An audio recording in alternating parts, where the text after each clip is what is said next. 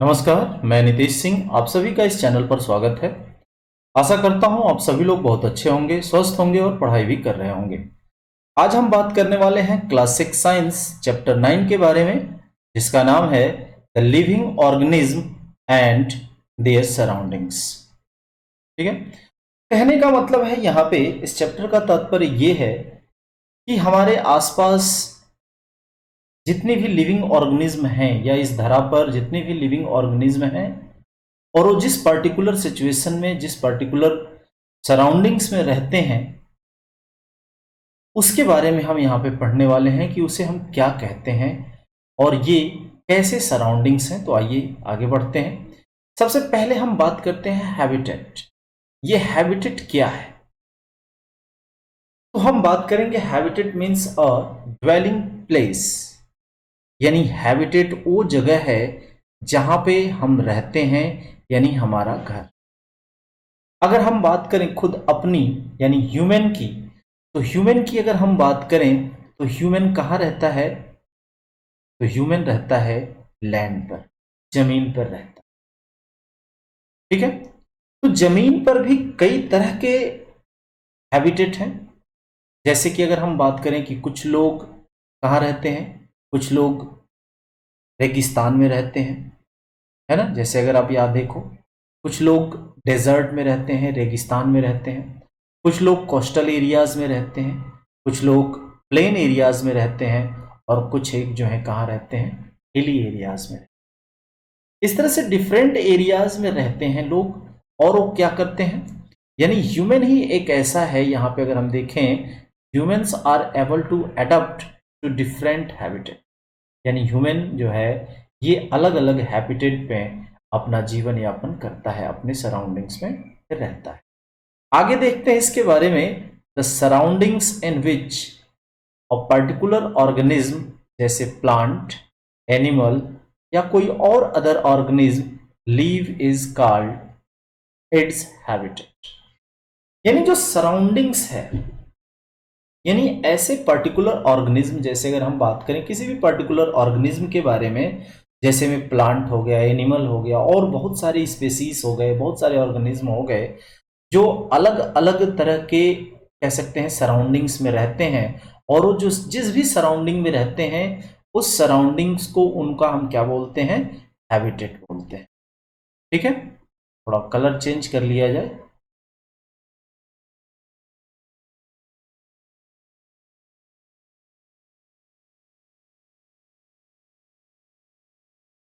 ठीक है।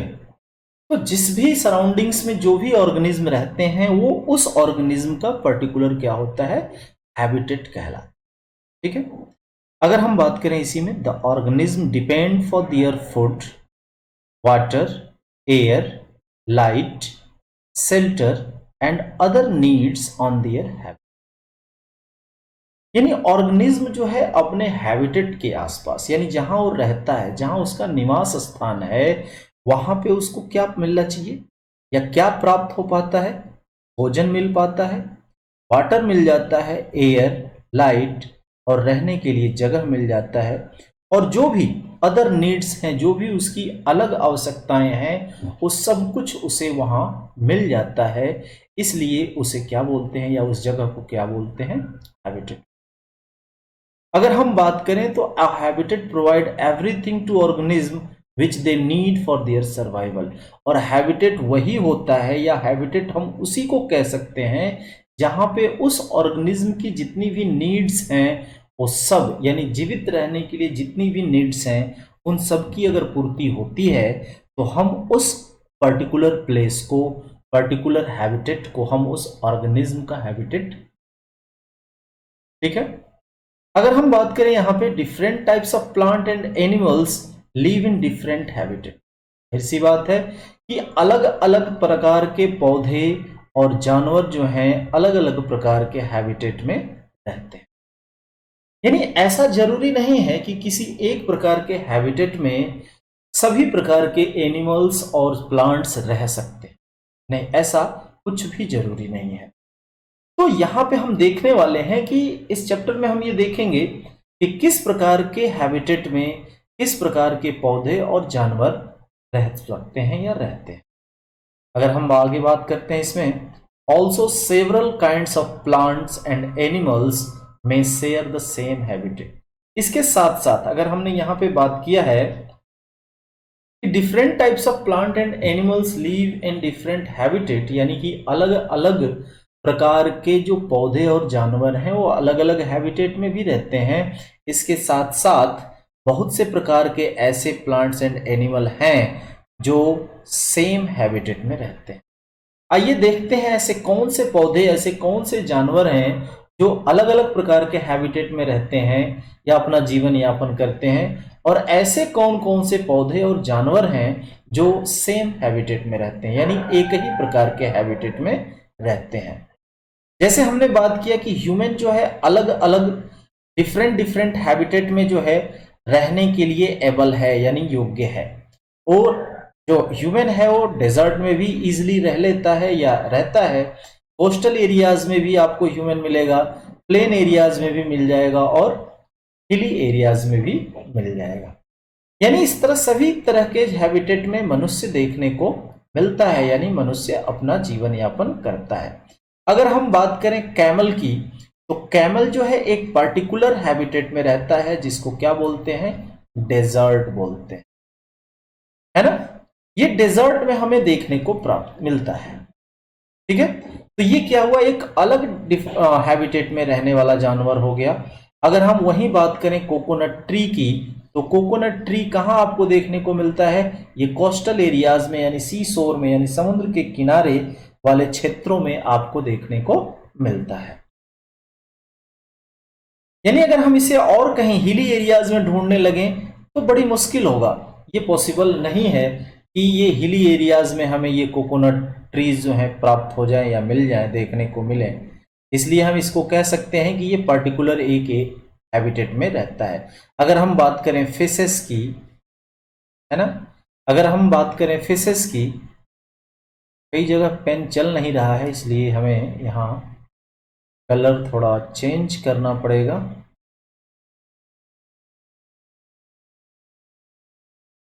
अगर हम बात करते हैं फिशेस की, ये भी गड़बड़ है, सॉरी फॉर डिस्टरबेंस।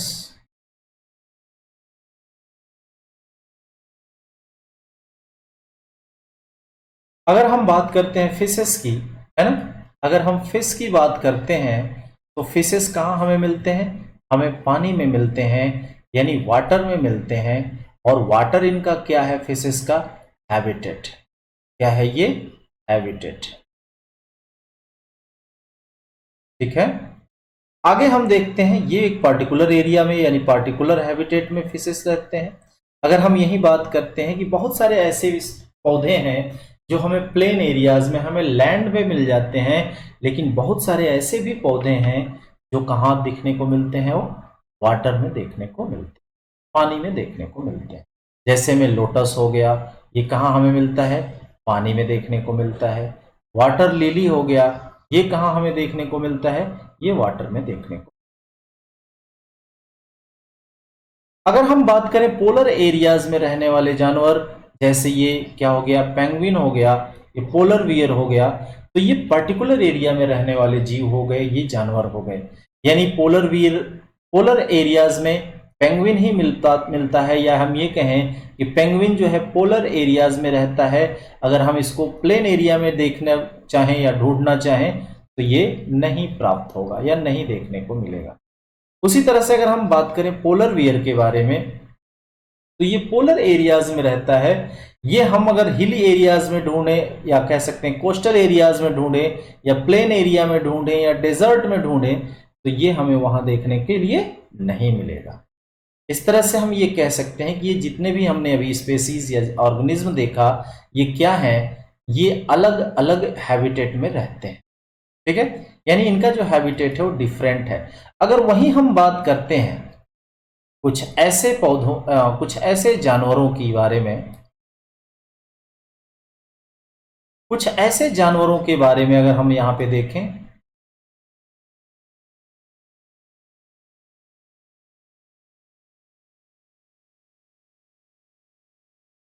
हो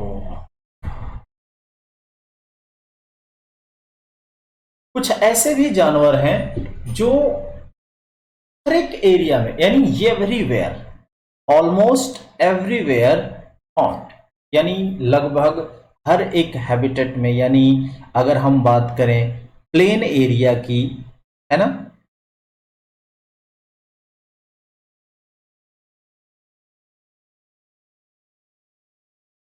अगर हम बात करें तो ये प्लेन एरिया में भी मिल जाएंगे और डेजर्ट एरिया में भी मिल जाएंगे और हिली एरियाज में भी ये मिल जाएंगे। इसके साथ साथ कोस्टल एरियाज में भी ये मिल जाएंगे। कौन? जैसे अगर हम बात करें एंट की, इन चींटियों की बात करें तो some living organism are found almost everywhere, लगभग हर एक जगह पर हमें देखने के लिए मिल जाते हैं। ठीक है, जैसे कि हमने कहा था कि कुछ जो हैं ऐसे प्लांट एंड एनिमल्स हैं, अगर हम यहाँ देखें तो कुछ हमने बात किया था यहाँ पे कि कुछ ऐसे प्लांट एंड एनिमल्स होते हैं जो अलग अलग, यहाँ पे हमने देखा था कि different types of plant and animals live in different habitat, है ना। कुछ ऐसे अलग अलग पौधे और जानवर हैं जो अलग अलग प्रकार के हैबिटेट में रहना पसंद करते हैं या रहते हैं, और कुछ ऐसे भी हैं, है ना, several kinds of plant and animals में शेयर द सेम हैबिटेट, यानी सेम प्रकार के हैबिटेट में ये रहते हैं। आइए आगे देखते हैं, हम इसकी क्रम में आगे बढ़ते हैं। ठीक है,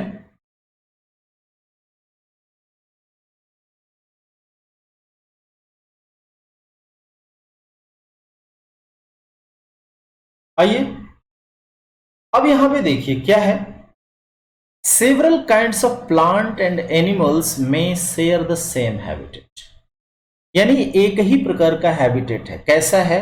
एक्वेटिक है, यानी पानी है, ये भी पानी में रहते हैं, ये भी पानी में है, ये भी पानी में है, ये भी है और ये भी, यानी यहाँ पे क्या है, अलग अलग प्रकार के पौधे हैं, अलग अलग प्रकार के जानवर हैं, लेकिन ये कैसा हैबिटेट शेयर कर रहे हैं या कैसे हैबिटेट में रह रहे हैं, तो सेम हैबिटेट में ये रह रहे हैं, यानी पॉन्ड हैबिटेट, यानी तालाब में या पानी में ये लोटस भी है, लिली भी है, फिशेस भी रहती हैं, फ्रॉग भी है, और ये डक भी इस पानी में, पॉन्ड में ये रहता है। इनका हैबिटेट क्या हो गया?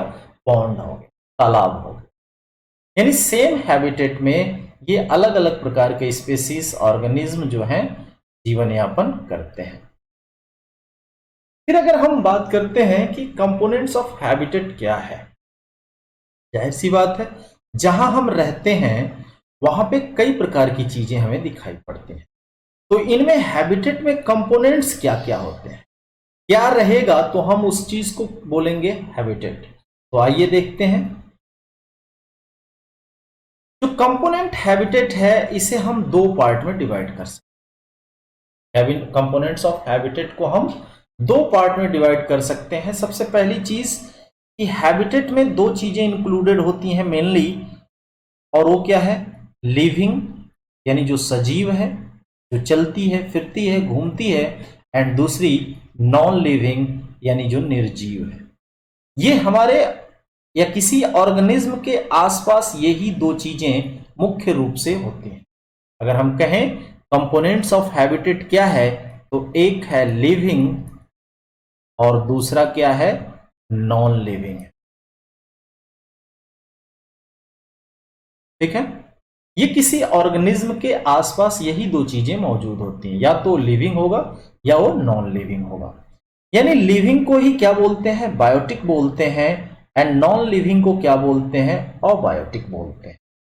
तो बायोटिक कंपोनेंट्स में क्या क्या आते हैं? लिविंग थिंग्स आते हैं, जितने भी सजीव हैं ये सभी आ जाते हैं। जैसे अगर हम बात करें प्लांट्स की, तो ये बायोटिक कंपोनेंट्स में आते हैं। एनिमल्स एंड माइक्रो ऑर्गेनिज्म, जो सूक्ष्म जीव हैं, यानी सभी जीव जो हैं वो किस में आते हैं? बायोटिक कंपोनेंट्स में आते हैं। अगर हम बात करें अबायोटिक कंपोनेंट्स की, तो यहाँ पे नॉन लिविंग थिंग्स, जितने निर्जीव थिंग्स हैं, ये सब अबायोटिक कंपोनेंट्स में आते हैं।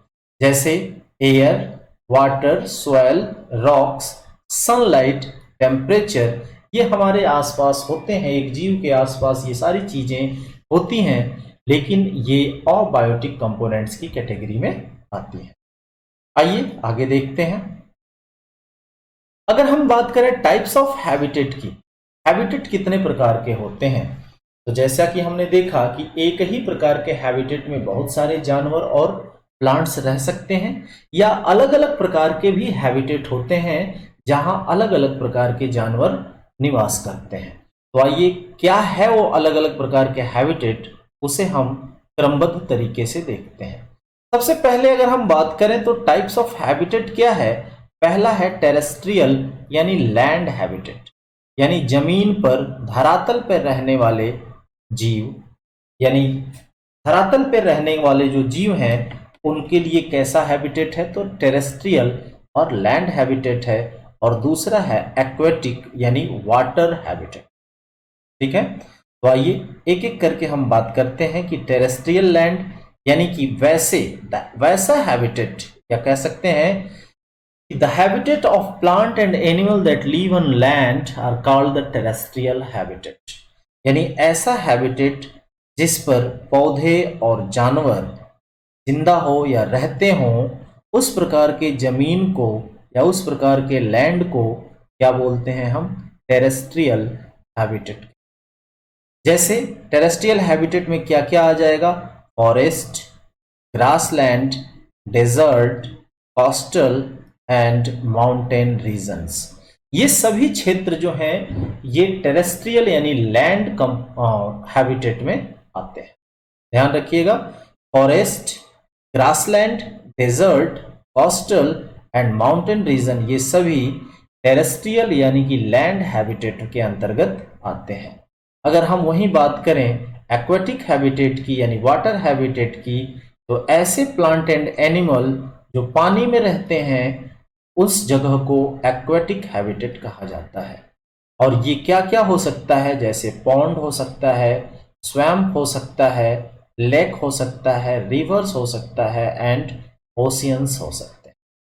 यानी ये सभी जो प्लेसेस हैं, ये जब सभी जो एरियाज हैं ये एक्वेटिक हैबिटेट के अंतर्गत आते हैं। आइए आगे देखते हैं।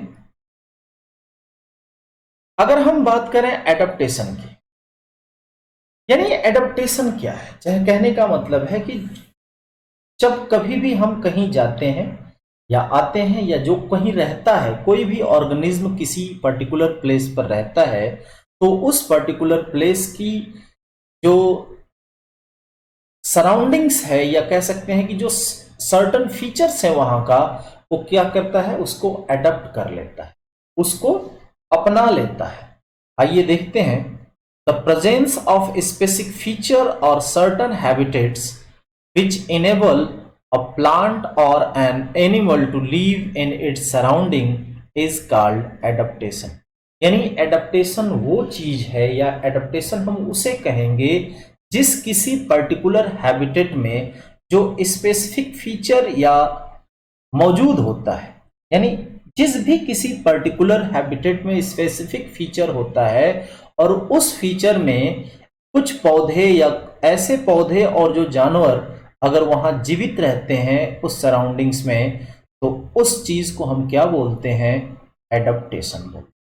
यानी उस सराउंडिंग्स को उन्होंने एडप्ट कर लिया, उस प्लांट एंड एनिमल्स के द्वारा उस सराउंडिंग्स को क्या कर लिया गया, उस स्पेसिफिक फीचर को क्या कर लिया गया, एडप्ट कर लिया गया, और इसे हम क्या बोलते हैं, एडप्टेशन बोलते हैं। अब देखिए एडप्टेशन जो है एक दो दिन या हफ्ते भर में नहीं हो पाता है।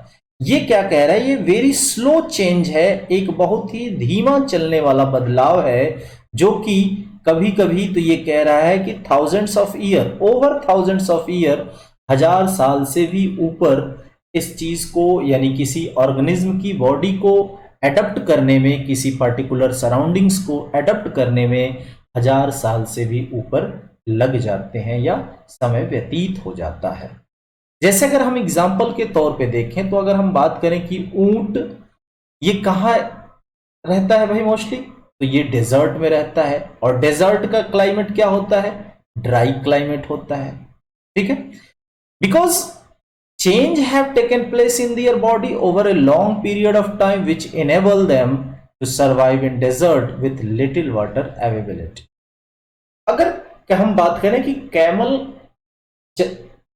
राजस्थान यानी रेगिस्तान में कैसे रहना अपने आप को एडप्ट कर लिया, तो ये लंबे समय की कहानी है। लॉन्ग पीरियड ऑफ टाइम जो है उसकी बॉडी क्या कर पाती है, वहां पे लंबे समय तक उसे पानी की कोई जरूरत नहीं पड़ती है। यानी इस तरह का एडप्टेशन है उसके पास, ऐसी अनुकूलता आ गई है या इस तरह के वो अपने आप को बना लिया है या ढाल लिया है उस माहौल में कि उसे लंबे समय तक पानी की कोई जरूरत नहीं होगी, या अगर होगी भी तो बहुत थोड़ी मात्रा में उसे पानी की जरूरत होती है। जैसा कि वहां हम कहते हैं पानी की कमी है, इसलिए उसे थोड़ी मात्रा में पानी की जरूरत होती है। अगर वहीं हम बात करें कि all organism need to adopt to their habitat to be able to survive, those animal which can not adopt to this change die out and only the adopted ones survive. यानी वो सभी ऑर्गेनिज्म अपने जो आसपास जो surroundings है, यानी जो अपने हैबिटेट है, वो क्या करते हैं, वहां पे अगर वो जीवित हैं, अगर वो जीवित रहने योग्य हैं, तो क्या करते हैं, वहां के हैबिटेट को एडप्ट कर लेते हैं, वहां के स्थिति परिस्थिति को क्या करते हैं, अपना लेते हैं। वैसे जानवर जो उस एडप्टेशन को नहीं कर सकते वो क्या होते हैं, मर जाते हैं, और only the adapted ones survives, और वही जिंदा रहते हैं जो उस एडप्टेशन को यानी उस हैबिटेट को एडप्टेड कर ले, यानी एडप्ट कर ले।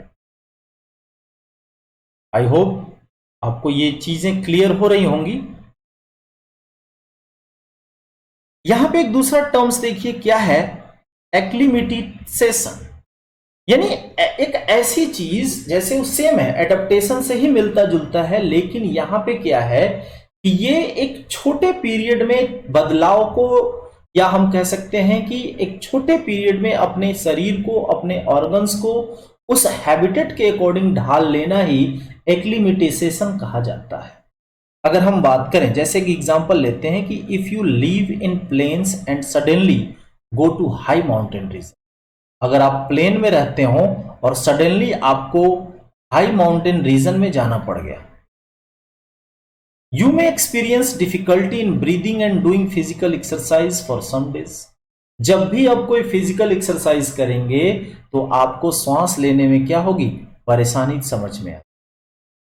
और जहां पे अगर जैसे कहने का मतलब है कि we need to breathe faster to get sufficient oxygen, अगर जैसा कि हम जानते हैं कि अगर हम हाइट पे जाते हैं, हाई माउंटेन रीजन में जाते हैं, तो ऊंचाई पर ऑक्सीजन की कमी होती है, जिसके कारण जैसे जो प्लेन में रहने वाले लोग हैं, अगर सडनली हाई माउंटेन रीजन में जाते हैं तो उन्हें ब्रीदिंग की प्रॉब्लम होने लगती है या श्वास लेने में उन्हें दिक्कत समझ में आने लगती है। तो उसके लिए क्या कर सकते हैं, जैसे कि हम यहाँ पे एक बात कर रहे हैं कि वहां पे हमें क्या चाहिए होता है, क्या करना चाहिए, ब्रीद फास्टर, हमें तेजी से सांस लेना चाहिए, क्योंकि हम जल्दी जल्दी श्वास लेकर के अपने ऑक्सीजन की क्या कर लेंगे, पूर्ति कर लेंगे, यानी हमें सफिशिएंट ऑक्सीजन मिल पाएगा। ठीक है, जब भी हम when we are on high mountains, जब भी हम हाई माउंटेन्स में जाते हैं तो वहां पे ऑक्सीजन, हवा में ऑक्सीजन की मात्रा क्या होती है, लेवल लो होता है, जिसके कारण हमें तेजी से यानी जल्दी जल्दी सांस लेकर के अपने ऑक्सीजन की पूर्ति करनी पड़ती है। अगर यही चीज कुछ दिनों तक चलता रहा तो फिर धीरे धीरे हमारी बॉडी जो है उस कंडीशन को, उस बदले हुए कंडीशन को क्या कर लेगी, एडजस्ट कर लेगी, यानी अपने साथ वो ढाल लेगी।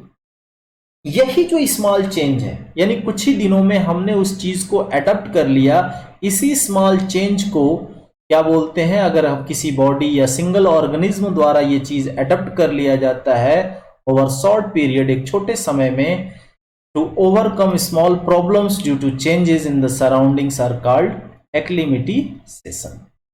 यानी एक छोटे पीरियड में, एक छोटे समय में किसी सिंगल ऑर्गेनिज्म या बॉडी के द्वारा किसी चेंज को एडप्ट कर लिया जाता है या उस सराउंडिंग्स को अपने साथ जोड़ लिया जाता है, या कह सकते हैं कि उसके साथ हम हो लेते हैं या ज्वाइन कर लेते हैं उस माहौल को, तो इस परिस्थिति को या छोटे से बदलाव को क्या कहते हैं, एक्लिमेटाइजेशन। यानी this changes are different from the adaptation that take place over thousands of year. और ये जो चेंज है ये एडेप्टेशन से क्या है, अलग है। क्योंकि हमने पढ़ा अभी पीछे भी कि जो एडेप्टेशन है ये एडेप्टेशन करने में थाउजेंड्स ऑफ ईयर्स लग जाते हैं या उससे भी ज्यादा समय लग जाते हैं। लेकिन जो एक्लिमेटिसेशन है ये कुछ ही दिनों में इस चीज को ये क्या कर लेता है, हमारा शरीर एडप्ट कर लेता है। आइए आगे देखते हैं। अगर हम बात करें यहां पे तो डिफरेंट टेरेस्ट्रियल हैबिटेट क्या क्या है। अगर हमने बात किया अभी ऊपर कि टेरेस्ट्रियल, हमने हैबिटेट को दो भागों में डिवाइड किया। एक तो इसमें किया टेरेस्ट्रियल में, है ना,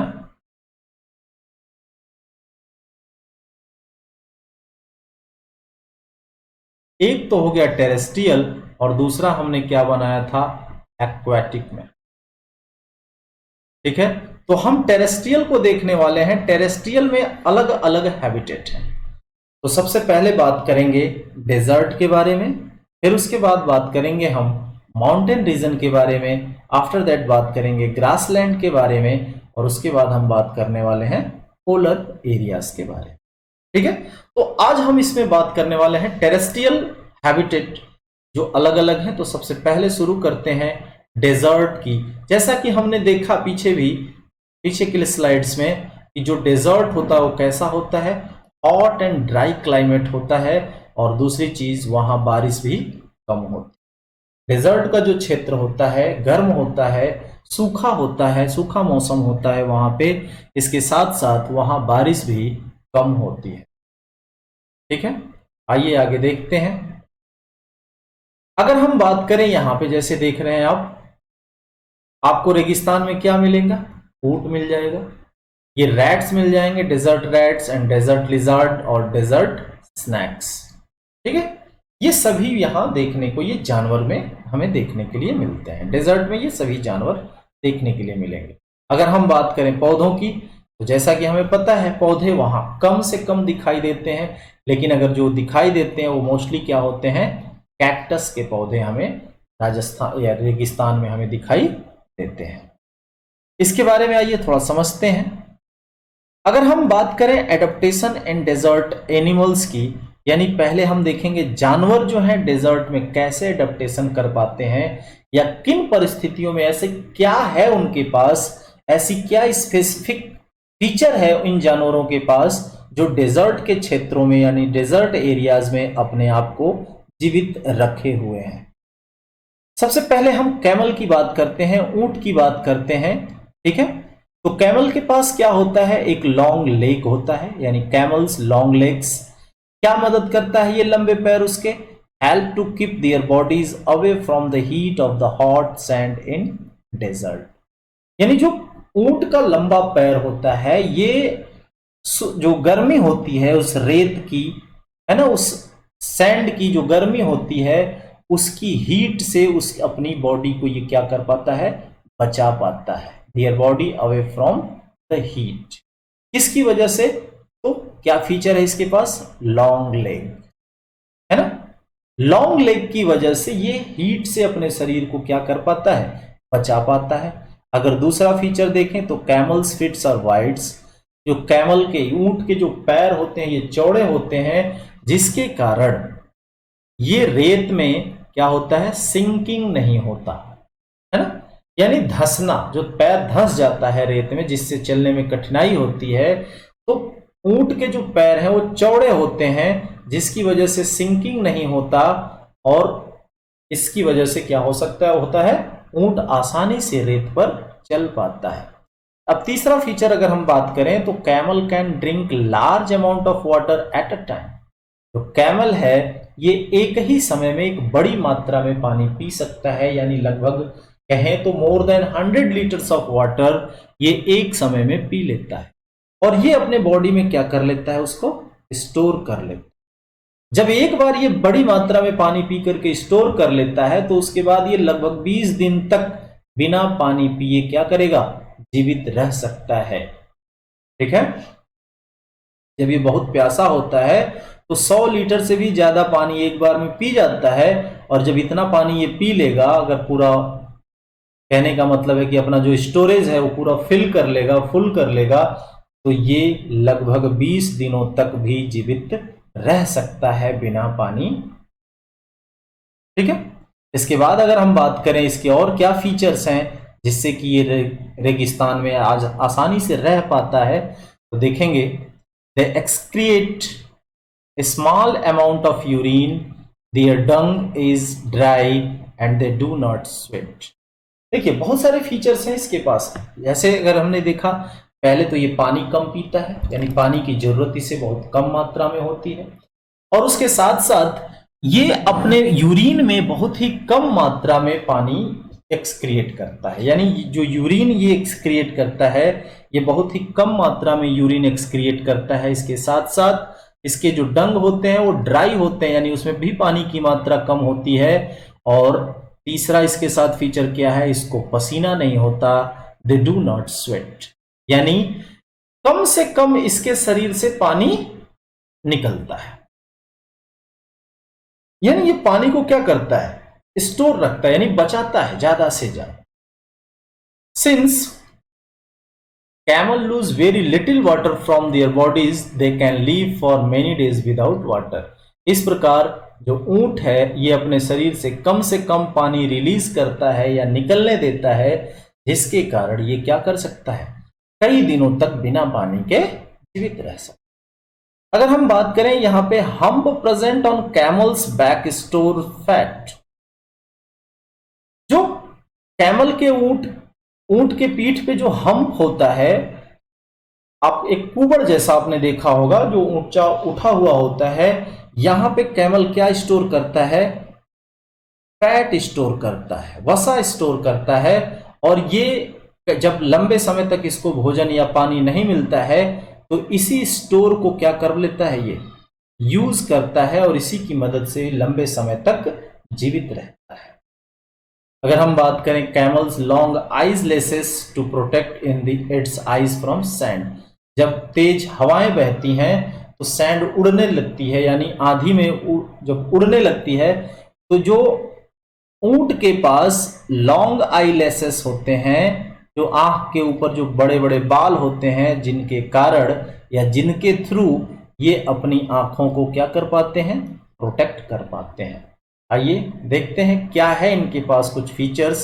अगर हम बात करें तो देखिए ये हम्प है और इस हम्प में इसने क्या स्टोर कर रखा है, तो ये यहाँ पे फैट स्टोर करते हैं, जिसको अगर लंबे समय तक या कुछ दिनों तक बीच में भोजन या पानी न मिले तो इसी फैट की एनर्जी जो है ये अपने शरीर में ले लेता है।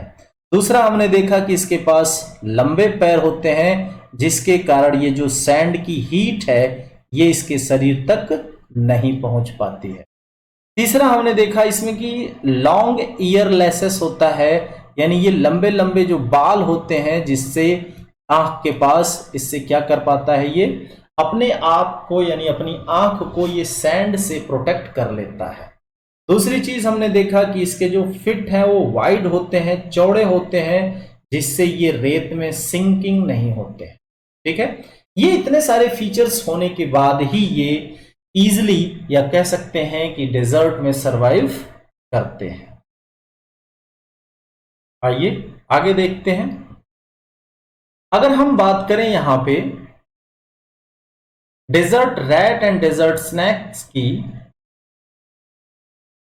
तो आप देखोगे यहां पे desert rat and snake stay in deep burrows in the sand to stay away from the intense heat during the day. इनमें क्या होता है खास कि ये जो बोरोज बनाते हैं, जो होल बना करके रखते हैं सैंड में, ये दिन के समय में अपने आप को हीट से बचाने के लिए इस होल में ये क्या करते हैं, रैट और स्नैक छुपे रहते हैं, बैठे रहते हैं दिन के समय में। और ये कब निकलते हैं, this animal come out only during the night when it is cooler. जब थोड़ा ठंडा हो जाता है, बाहर का टेम्परेचर कम हो जाता है, तो इस तरह के जानवर जो हैं रात के समय में अपने भोजन के लिए बाहर निकलते हैं। Body cooler of many desert snake, sorry cooler नहीं कलर है, body colour of many desert snakes resemble the colour of desert sand hence they are less visible to their predators।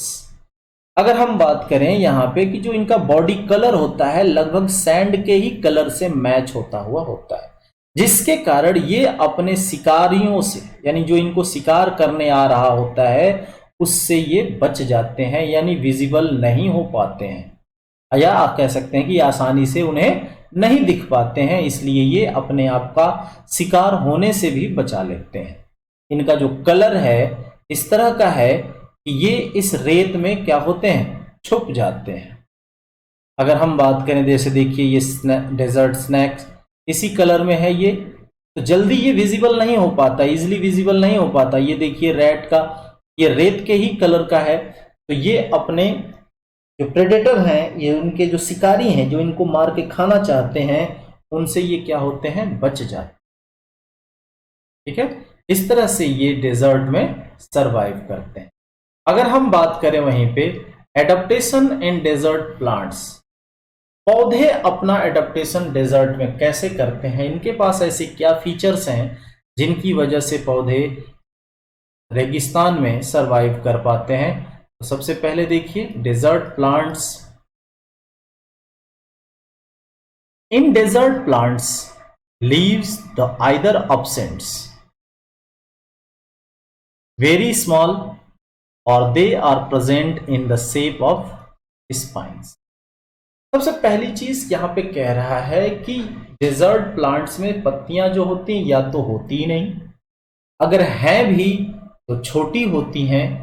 ठीक है, और इन पत्तियां, ये पत्तियां जो हैं किस शेप में होती हैं, तो स्पाइन के शेप में होती हैं, नुकीली शेप में होती हैं, जिसके कारण देखिए ध्यान दीजिए, या तो आइदर absent होती ही नहीं, अगर हैं भी तो स्मॉल होती हैं और स्पाइन शेप में होती, जिसके कारण यानी ये सारे शेप और डिजाइन जो हैं ये क्या करते हैं, पानी को कम रिड्यूस होने देते हैं। जो कि हमने पढ़ा था कि पत्तियों के थ्रू क्या होता है, ट्रांसपीरेशन होता है, यानी एक्सेस वाटर जो है वो वाष्प बन करके, वेपर बन करके बादल में जाकर के मिल जाता है, हवाओं के साथ मिल जाता है।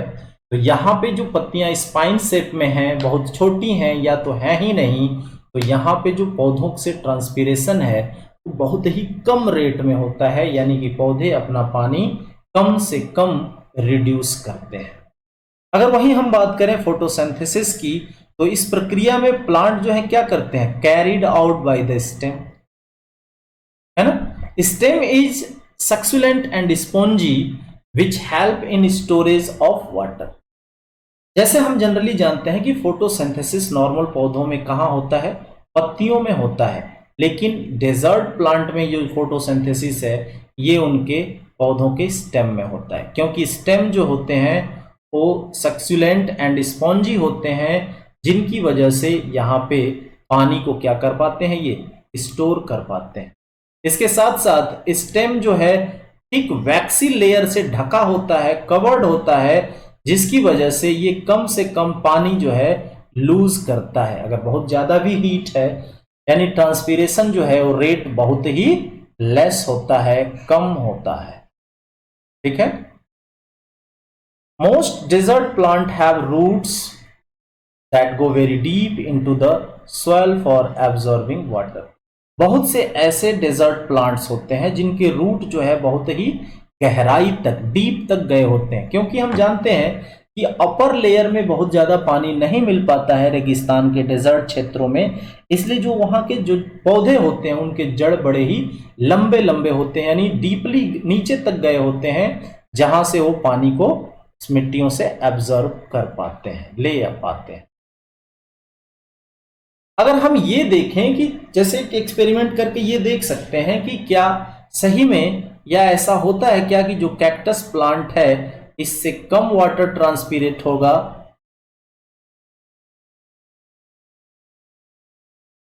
और अगर हम पॉटेड किसी नॉर्मल पौधे को लेकर के देखें तो क्या यहां से पानी ज्यादा ट्रांसपीरेट होता है। तो हम इस पौधे की पत्ती को क्या करेंगे, एक प्लास्टिक से बांध देंगे और इसे भी एक प्लास्टिक से ढक देंगे।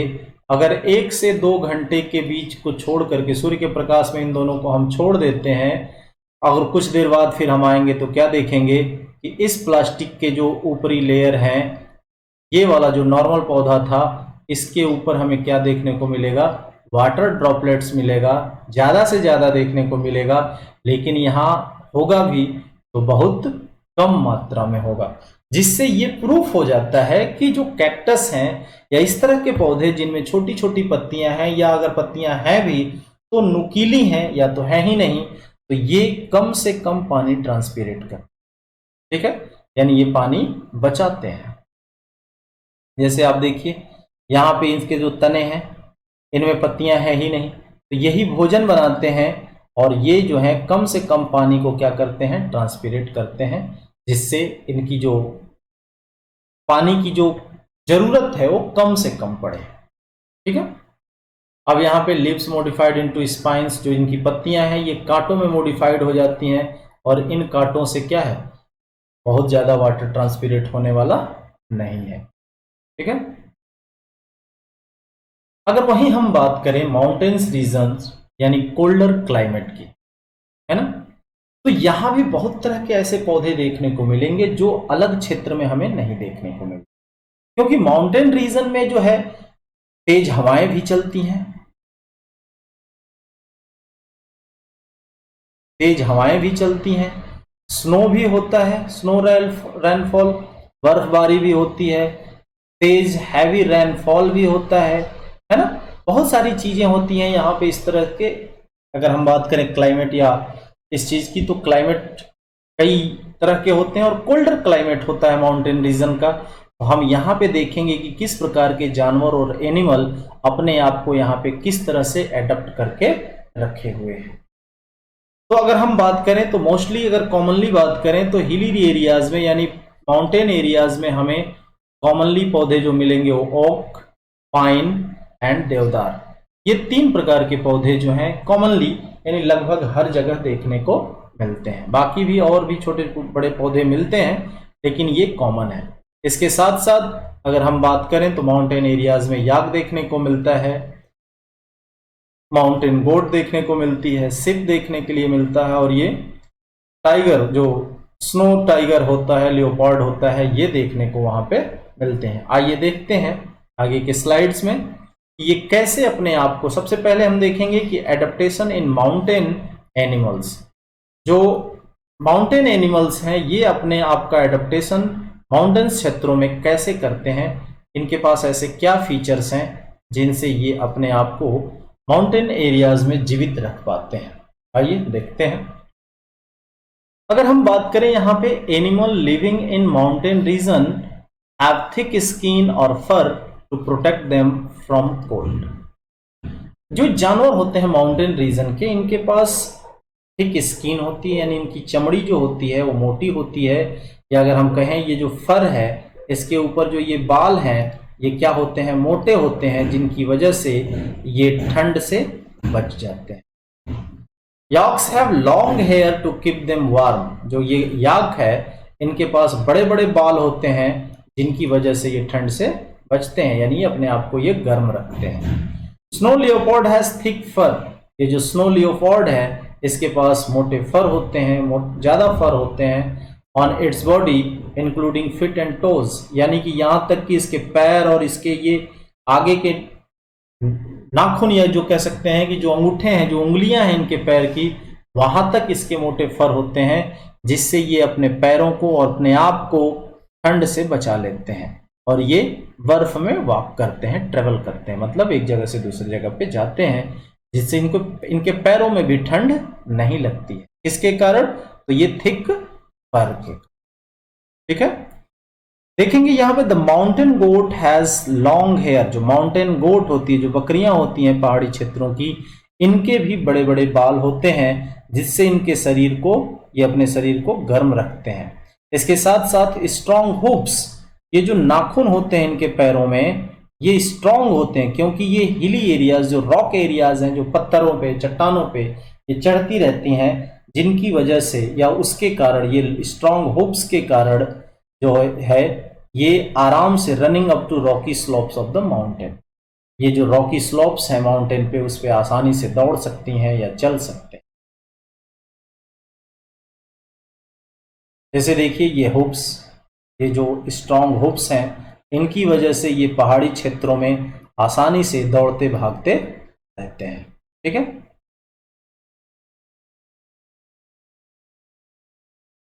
अगर हम बात करें अब वहीं पे कि एडेप्टेशन इन माउंटेन प्लांट्स, जो माउंटेन प्लांट्स हैं ये अपने आप को माउंटेन क्षेत्रों में कैसे, यानी पहाड़ी क्षेत्रों में अपने आप को कैसे एडप्ट कर पाते हैं, कैसे रख पाते हैं, तो इसके बारे में हम थोड़ा बात कर लेते हैं यहाँ पे।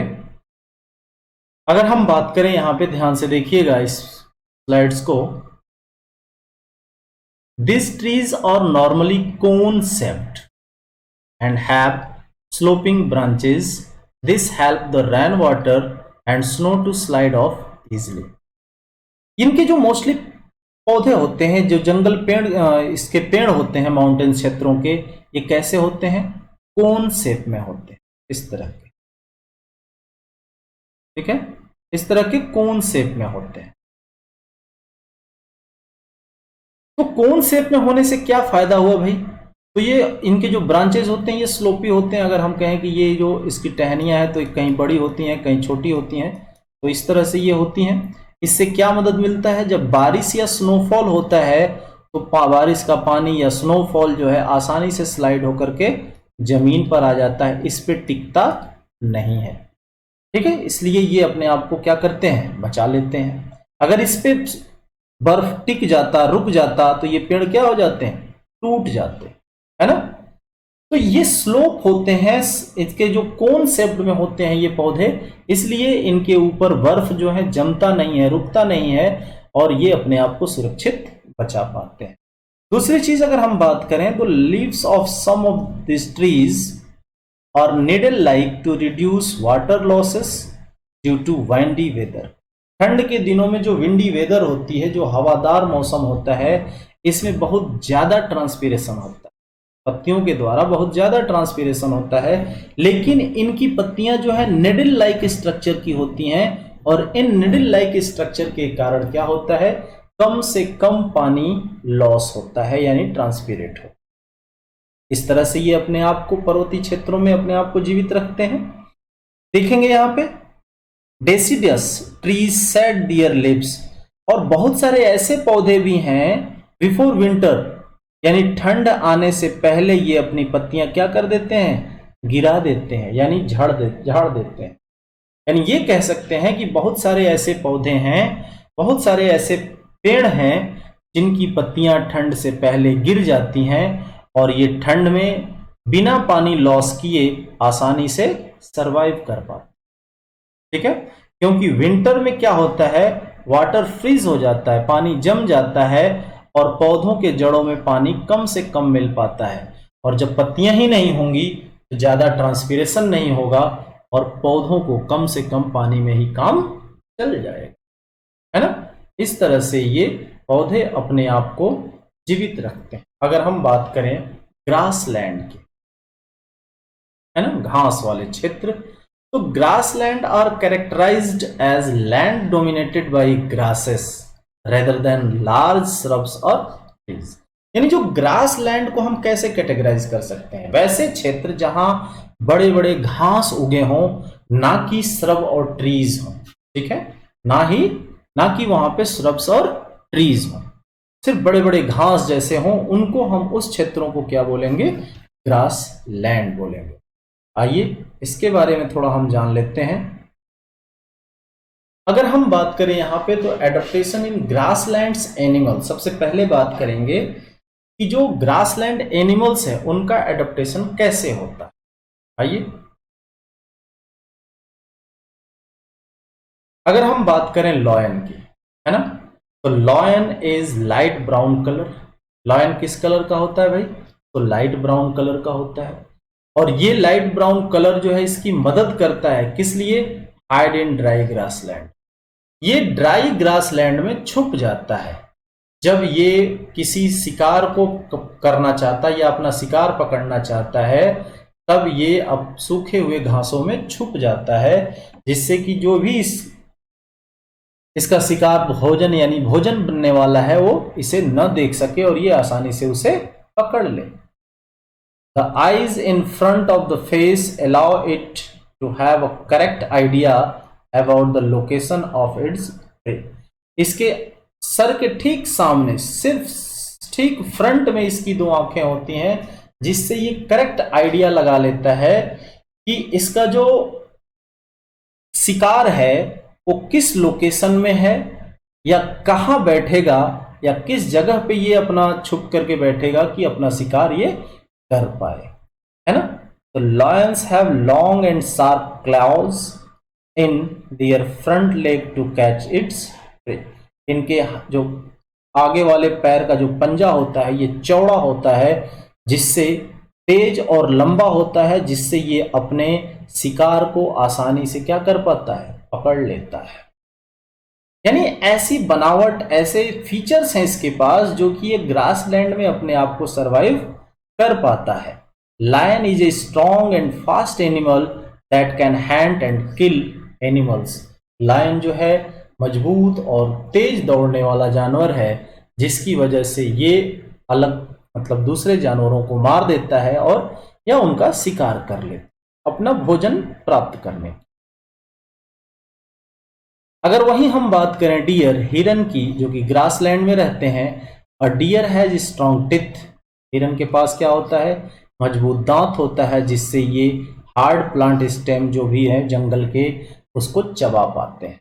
ठीक है, जीवित रहने के लिए तो कुछ कहना ही पड़ेगा। ठीक है, तो अ डियर हैज लॉन्ग ईयर्स, इसके पास लंबे कान होते हैं, और ये कान क्या करते हैं, हियर मूवमेंट्स ऑफ प्रीडेटर्स। ये आसानी से जो इनके शिकारी हैं, यानी इनको जो मारने वाले हैं, जैसे कि अगर हम बात करें लॉयन की, टाइगर की, तो उनके मूवमेंट को ये आसानी से क्या कर पाते हैं, लंबे कान की मदद से सुन पाते हैं, है ना। जैसे ही वो थोड़ा मूवमेंट करेंगे, इधर उधर हिलेंगे, तो इनको वो आहट मिल जाएगी, जिससे ये चौकन्ने हो जाते हैं, है ना। उससे बच निकलने के लिए ये भागना शुरू कर। The eyes on the side of its head allow it to look in all direction for danger. इनके जो आंखें होती हैं ये सर के थोड़े से बगल में होती है, जो कि अलाउ करती है सभी डायरेक्शन में देखने के लिए, अपने खतरे को, या कह सकते हैं कि अपने आप को बचाने के लिए ये हर तरफ, हर डायरेक्शन में देख पाते हैं। ठीक है, आगे बात करेंगे। The speed of the deer help them to run away from the predators. ठीक है, यानी जो इसकी स्पीड भी बहुत ज्यादा तेज होती है, जो कि इसको अपने आप को शिकार होने से या किसी शिकारी से ये अपने आप को भाग करके बचा लेते हैं। वहीं अगर हम बात करें पोलर एरियाज की, जो पोलर एरियाज है, जो ध्रुवीय क्षेत्र हैं, जहां पूरे 12 महीने बर्फ जमे होते हैं, बर्फ गिरते रहते हैं, उन क्षेत्रों में क्या होता है, तो इन क्षेत्रों में देखिए, जैसे पेंगुइन हो गया, ये पेंगुइन रहते हैं इन क्षेत्रों में। इन क्षेत्रों में कौन रहता है, पोलर बियर होते हैं, जो कि इनके पर क्या, इनके शरीर पे क्या होता है, मोटे और बड़े बड़े फर होते हैं, लॉन्ग फर होते हैं, जिनसे ये ठंड से अपने आप को बचा पाते हैं। इसके साथ साथ जो पेंगुइन्स होती हैं ये झुंड में होती हैं, इनके ऊपर भी ये फर होते हैं इनके शरीर पे, जिससे कि अपने आप को गर्म रखती हैं, और साथ ही साथ ये झुंड में एक साथ रहती हैं, जिससे अपने शरीर को ये क्या करती हैं, गर्म रखती हैं। ठीक है, अगर हम बात करें वहीं पे एडेप्टेशन फॉर पोलर एनिमल, सबसे पहले बात करेंगे जो जानवर हैं वो कैसे एडप्ट कर पाते हैं। तो देखिए पोलर बियर क्या करता है भाई, पोलर बियर के पास क्या होता है, तो सबसे पहली चीज, ये इतने सफेद होते हैं, यानी इनके सफेद कलर होने के कारण the white fur is not easily visible in the snowy white background. ये जो सफेद फर है इनके, ये स्नोई बैकग्राउंड में ये आसानी से नहीं दिखते हैं, जिसके कारण ये अपने शिकार से, और जो शिकारी है इनको शिकार करने वाला, उससे ये बच जाते हैं। इसके साथ साथ इनके पास बहुत ही स्ट्रॉन्ग सेंस ऑफ स्मेल होता है, यानी सूंघने की जो क्षमता होती है बहुत ही तेज होती है, जिसकी मदद से ये अपना शिकार जो है उसे आसानी से लोकेट करके पकड़ लेते हैं। तीसरी बात, इसके पास long curved and sharp claws होता है, ये जो पंजे होते हैं ये बड़े और कर्व्ड होते हैं, जिसकी मदद से ये बर्फ में भी आसानी से चल पाता है। इसके साथ साथ पोलर रीजन में इनके पास it has a layer of fat under the skin, इनकी स्किन के ठीक नीचे फैट का लेयर होता है, जो कि फैट क्या करता है, शरीर को गर्म रखने का काम करता है। यानी fat insulated the body from cold and keep it warm. Fat जो है ठंड से इंसुलेट करता है, ठंड से बचाता है और शरीर को गर्म रखता है। इसके साथ इनके पास और क्या फीचर हैं, it has 2 thick layer of fur. इनके जो शरीर पे 2 मोटे लेयर के फर होते हैं, जो इनको ठंड के दिनों में गर्म रखते हैं कोल्ड वेदर में। ठीक है, ये फीचर्स होते हैं पोलर एरियाज के एनिमल में, जब जो कि पोलर एरियाज में ये आसानी से रह पाते हैं। अगर हम वही बात करें पेंगुइन्स की, हमने बात किया ये किस कलर के होते हैं, तो व्हाइट एंड ब्लैक कलर में होते हैं। कहीं ब्लैक होता है और कहीं व्हाइट होता है ना। White merge well with the white background. White जो है ये आसानी से व्हाइट बैकग्राउंड में मर्ज हो जाता है, छुप जाता है। इसके बाद थिक स्किन, इनकी जो चमड़ी होती है वो मोटी होती है, जिससे ये उसके नीचे क्या होता है, लॉट ऑफ फैट, जो फैट मौजूद होता है, और ये फैट क्या करता है, ठंड को इंसुलेट करता है, ठंड से इन्हें बचाता है। इसके साथ हडल, यानी ये ग्रुप में रहते हैं।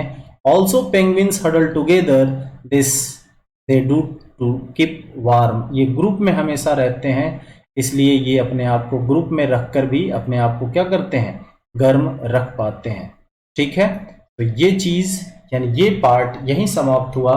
जल्द ही मिलते हैं हम अगले वीडियो में नए पार्ट के साथ, इसके अगले पार्ट के साथ। ठीक है, तब तक के लिए आप अपना और अपनों का ध्यान रखिए। नमस्कार।